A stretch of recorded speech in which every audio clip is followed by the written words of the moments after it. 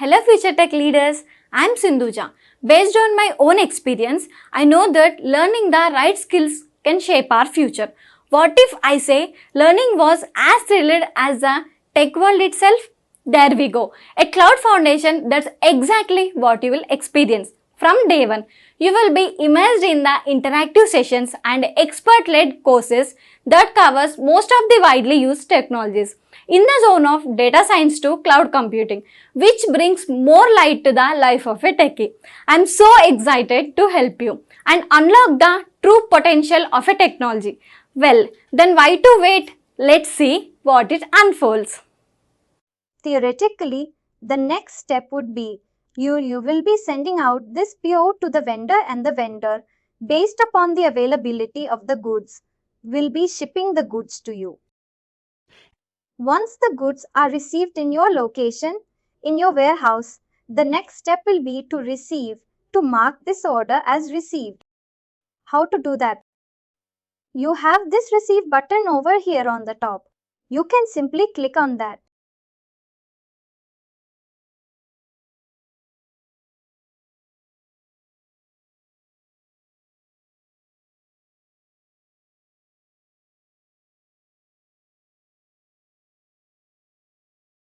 And this is going to open up an item receipt page for you.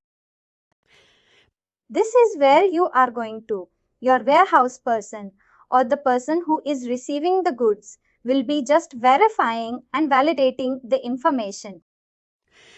Notice that you will see that this is being created from purchase order 1879, which was the PO that we created. He or she can enter a memo. They will notice that the department class is auto-populated from the PO record. And here they can see the item that is on the PO. Now, what they will do is they will physically count the goods.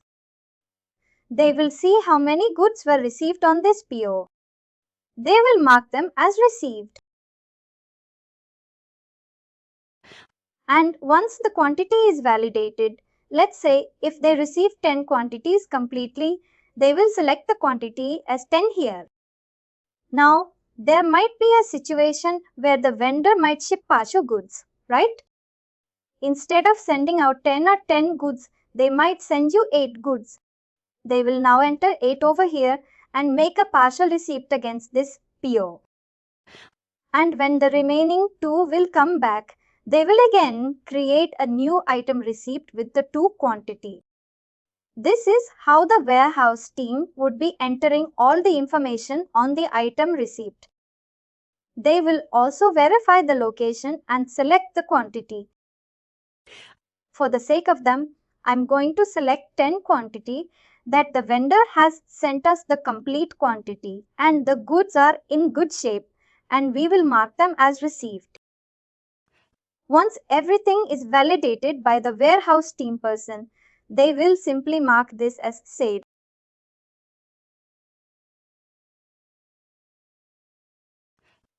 And now this transaction is saved, and you will notice that my on-hand quantity is now also increased by 10 quantity that was received at this point.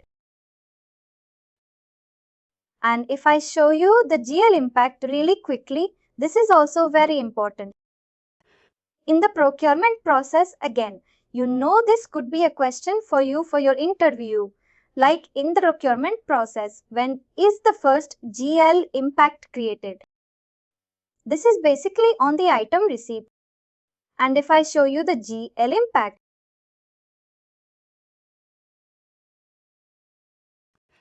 you will notice that your accrued expenses or accrued purchases or liability is going to be credited and your inventory asset account is now debited. This is the accounting entry that happens when you receive goods via item receipt. And finally, do not forget to like, share and subscribe to our channel.